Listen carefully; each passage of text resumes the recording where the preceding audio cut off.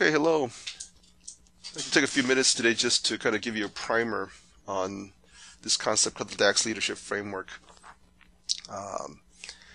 because we will be getting together to talk deeper on this topic, and I thought that this quick introduction would kind of get us, on a head start, and that you will get familiar with the basic concept of what this is, so we can kind of hit the ground running, and when we do get together, we can have a much more enriching and deeper discussion. The DACS leadership framework is something that I found to be quite useful in the way that I evaluate my personal leadership and how I'm influencing other people and leading other people. And also, it's been also useful for me over the years to observe, why certain groups and organizations are more successful than others, and especially in the way that they were led. And sometimes to help me to pinpoint what are some of the deficiencies in their leadership that has caused this organization to fail, or what are some of the ways that this organization has been very well balanced to cause them to be successful. So this is a framework that I like to share with you, which I feel would be tremendously helpful to our church at this juncture, where we're really trying to hone in to our sense of leadership, not only over ourselves, but also to the people that are in the body of our church. So the DACS leadership framework really came from Ephesians chapter 4. I did not know this when I first thought about this framework, maybe over 13 years ago, but it really is founded on the basis of the apostle, prophet, evangelist, pastor, and teachers. So what is the DACS leadership framework? DACS stands for the four components of what I feel are very basic components of leadership, and they're dreamer, the D, architect, the A, coach, the C, and then servant, the S. And I feel that these four components are needed and also in very balanced ways for a leader to effectively lead a team, or for a group of for a leadership team to effectively lead an organization. And when these four components are balanced, you can see some tremendous results. But when they're out of balance, a lot of times that's where you see dysfunctions in a team. So what do these four components do? How do they contribute to the leadership process?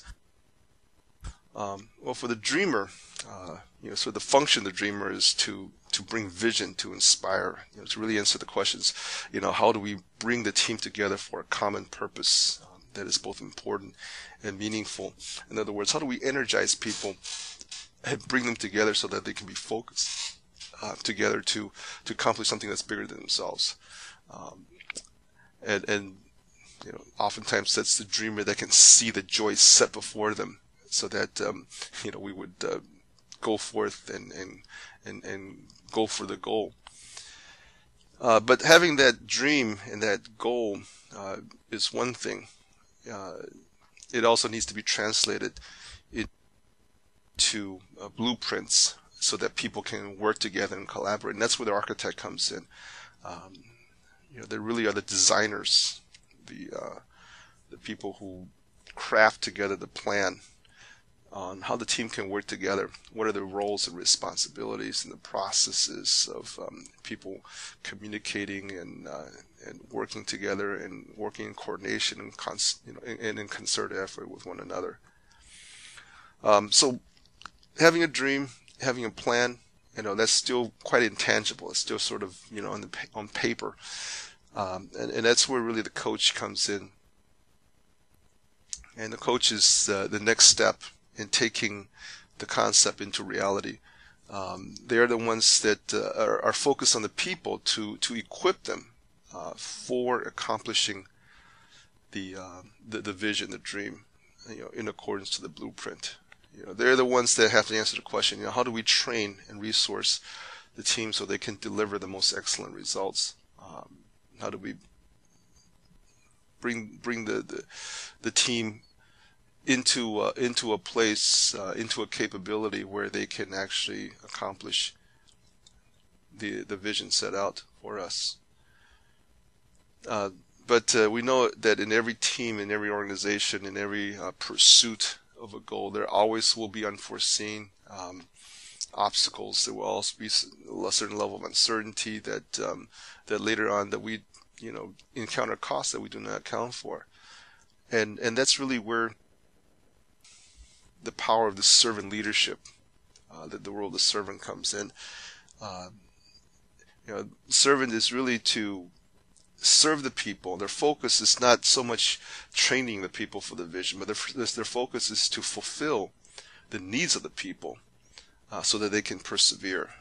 In other words, they answer the question, how do we help the team stay strong in times of hardship and confusion that is, inevitable in any sort of worthwhile endeavor of a goal. And so, over the years from my observation, these four components needs to be all in action, in force, and present for a leader to be effective, or for a leadership team to have an impact on the organization. And as I mentioned before, each one of these components do have a mapping into the Ephesians 4:11, the E4:11 passage, where the apostle lines with sort of what we call the dreamer role, and then the prophet as the architect, and the evangelist, the one that brings out the concept and communicate it and train the people for the vision. Would be kind of like the coach, and the teacher, and also has a coaching kind of a role. But I would still put pastors and teachers as the ones that are really there to meet the needs of the people, to see that they are fulfilled, and that's why I would put them more on the servant end of the spectrum. And pastor and teacher actually in the Greek expression, the Greek grammatical expression, is pointing to one entity, to pointing to one person or one function. So putting them together is actually very, very, very, very true, or very, very. It has the grammatical honesty of the original Greek text, and so this is kind of like a very quick overview of what the DACS leadership framework is. And very important is that the dreamer, architect, coach, and servant, these has to be balanced. We can't just have a servant leadership emphasis and then sort of forget the rest. And when they're balanced, we can see that the team is can move forward and healthy. But when they're unbalanced, as we can sometimes begin to gauge, with our own organization, how are we unbalanced? And are we very, very strong in dreamer, and someone strong in coach, but very, very unbalanced, very, very lacking in architect and servant, and that's creating something the dysfunctions that we see in our team. So these are some of the things that we will continue to discuss and dig deeper into, as we endeavor into the other topics. I just kind of talked about what is DACS, and when we get together, I will give some more case examples that will kind of help us to get a much more tangible or much firmer grasp of what what this thing's all about. And we'll take case examples from business, from history, and obviously from the Bible and the Bible characters. And we definitely need to see how this DACS concept help us to align our hearts. Or has a call. It dictates us to align our hearts as a leadership team, and